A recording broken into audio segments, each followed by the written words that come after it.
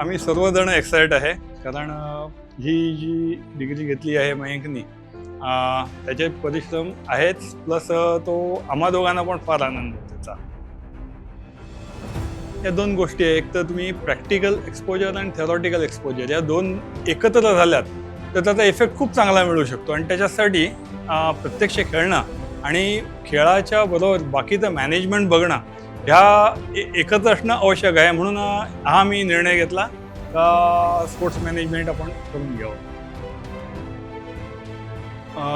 हां, कारण आत्ता भारतामध्ये आपल्याला स्पोर्ट्समध्ये खूप जागृती व्हायला लागली आहे आणि पॅरेंट्स पण याच्यात आणि मुलं पण याच्यात म्हणजे ॲथलीट पण खूप स्कोप आहे याच्यात, खूप काम करण्यात आहे आणि अपॉर्च्युनिटीज पण खूप आहेत. त्याच्यामुळे प्रॅक्टिकल थेरॉटिकल दोन्ही तुम्ही कराल तर हे खूप चांगलं होईल. थँक्यू.